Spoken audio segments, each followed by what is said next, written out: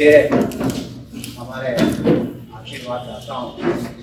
आप सबका इस अल्प समय में बुलाई गई इस बातचीत में स्वागत है, वंदन है, अभिनंदन है। और ये गारंटी कार्ड जो आज हमने केजरीवाल जी की गारंटी कार्ड जो जारी करा है, इसको लेकर हम कुछ महत्वपूर्ण बातें विधानसभा चुनाव के परिप्रेक्ष्य में आप सबसे साझा करना चाहते हैं।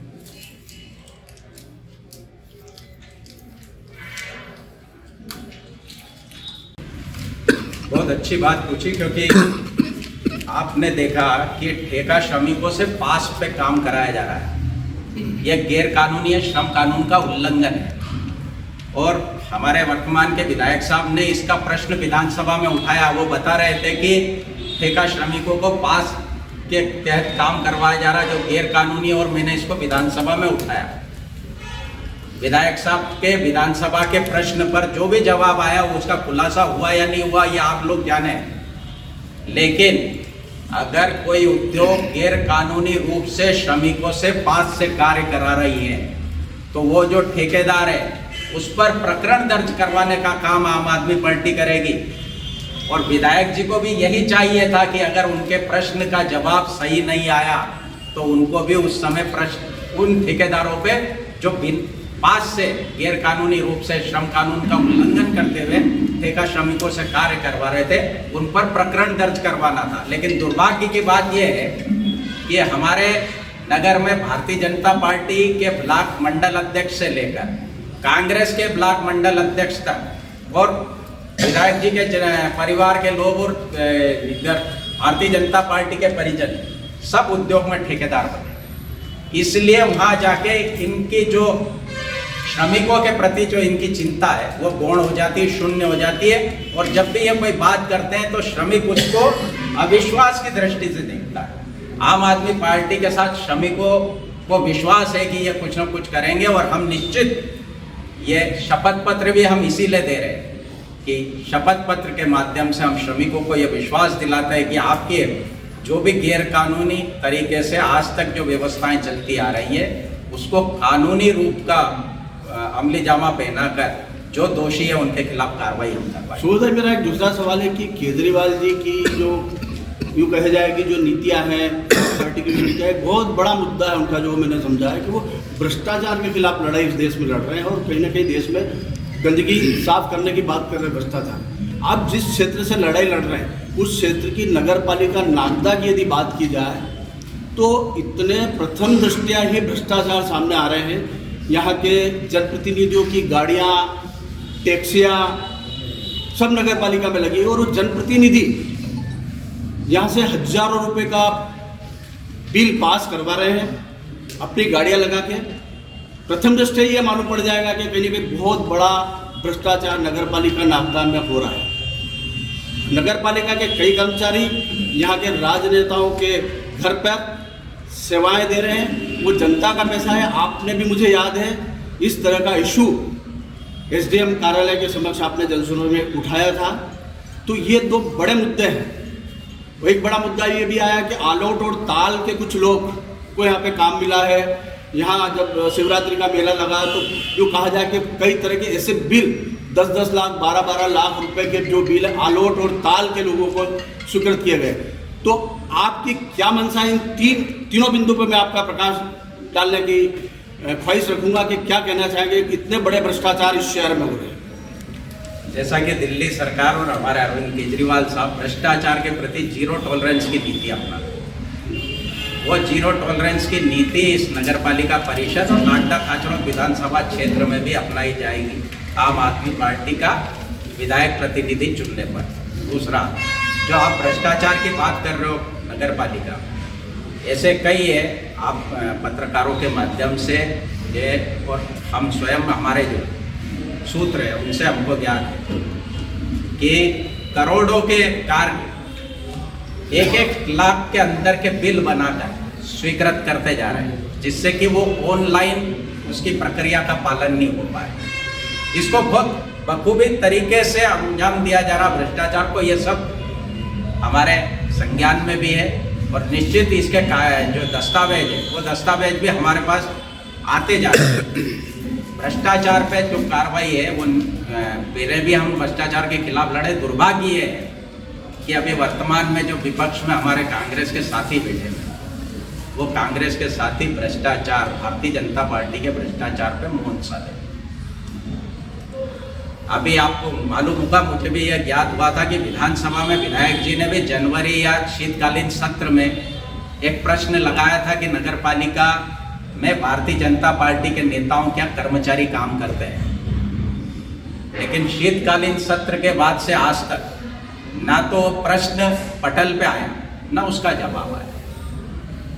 इसका क्या समझे, ये विधायक जी अच्छी तरह से बता सकते हैं कि वो क्यों नहीं जवाब आ पाया या वो प्रश्न लगा कि नहीं लगा। हमारे साथ ऐसा नहीं होगा।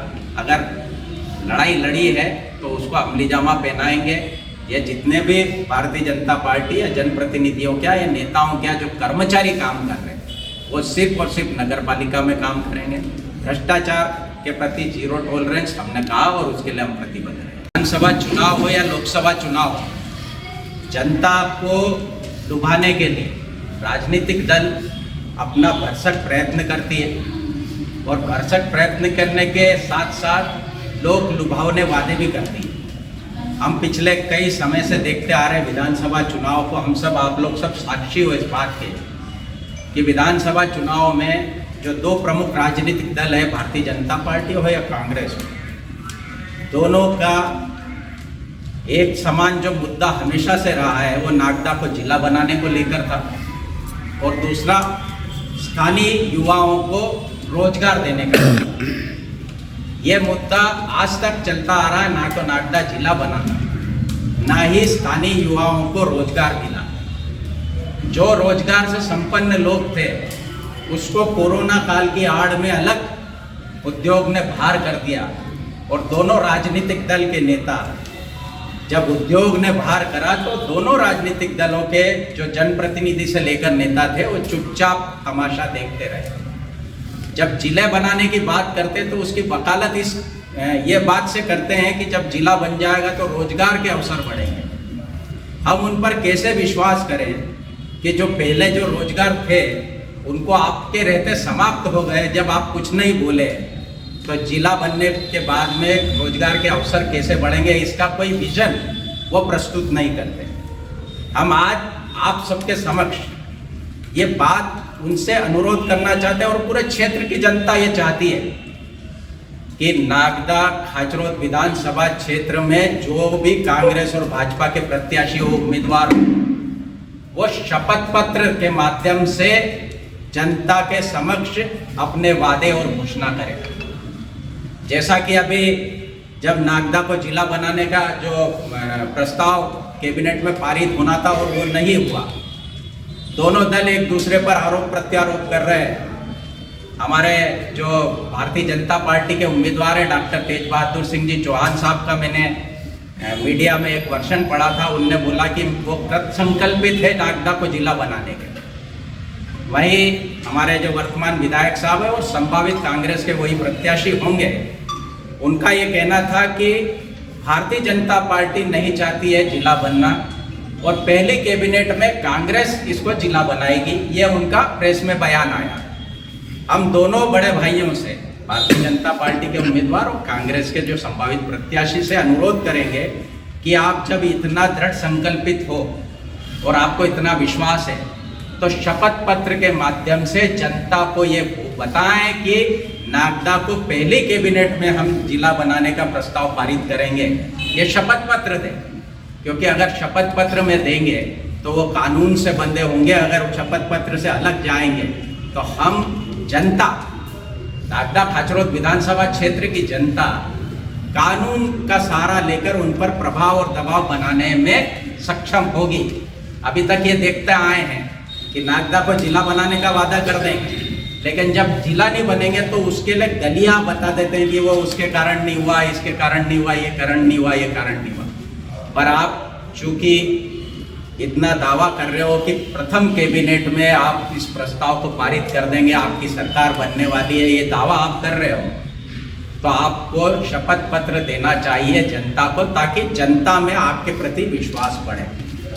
रोजगार की बात है तो रोजगार को लेकर जो 3,500 श्रमिक आज जो बाहर हैं और क्षेत्र में हर गांव और हर वार्डों में युवाओं के जो एक लंबी फौज बेरोजगार युवाओं की खड़ी हुई है, उसको लेकर आपका क्या आने वाला वादा है ये शपथ पत्र के माध्यम से युवाओं को विश्वास में दिलाए। हम चाहेंगे कि जैसा हमने हमारे गारंटी कार्ड में दिया है कि आम आदमी पार्टी का विधायक बनता है तो प्रत्येक ग्राम पंचायत और प्रत्येक नागदा नगर के वार्ड से 20 युवाओं को रोजगार देने के प्रति हम प्रतिबद्ध है, और उसको अगर युवा चाहेंगे तो हम उसको शपथ पत्र भी हम देने को तैयार हैं। हम जो जो वादे करेंगे उसका शपथ पत्र देंगे। और अरविंद केजरीवाल साहब की जो नीति रही है दिल्ली में और पंजाब में, जो जो वादे उन्होंने जब जब जनता से करे उन वादों को पूरा करा। आज भी इतनी विकट परिस्थितियां होने के बाद भी दिल्ली प्रदेश की जनता अरविंद केजरीवाल साहब के पास साथ लगातार 3 बार विश्वास प्रकट कर चुकी है। उन्हें 2 बार तो 3 बार विधानसभा में जिता दिया और नगर निगम में। क्यों? क्योंकि वो जो बोलते हैं वो करते हैं, जनता के हित में जो भी बात करते हैं वो करते हैं। पिछले 20 वर्षों से हम देखते आ रहे हैं, कांग्रेस के जनप्रतिनिधि हो या भारतीय जनता पार्टी के जनप्रतिनिधि हो, जो जो भी वादे नगर के लिए करे हैं। आज शिक्षा की स्थिति हम देखें, ये दोनों अपने आप में इनके जो पदाधिकारी और कार्यकर्ता लोग हैं इनको विकास पुरुष और जननायक के नाम से संबोधित करते हैं, लेकिन नागदा नगर में ही ऐसे सरकारी शासकीय स्कूल हैं जहाँ पर बच्चे जमीन पे बैठ के पढ़ाई करते हैं, और एक शासकीय स्कूल तो ऐसा है जो किराए के मकान में चल रहा है। फिर कैसे आप दावा कर सकते हो कि आप विकास पुरुष और जननायक हो?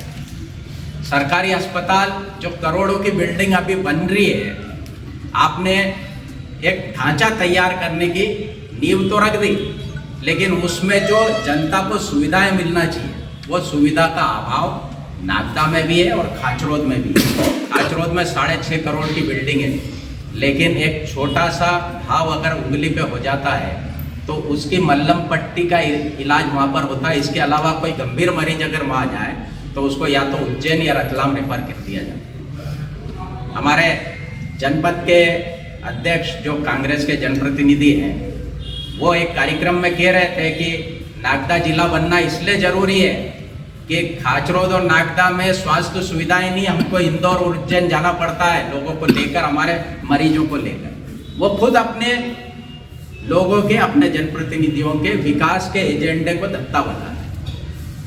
अगर माननीय थावरचंद जी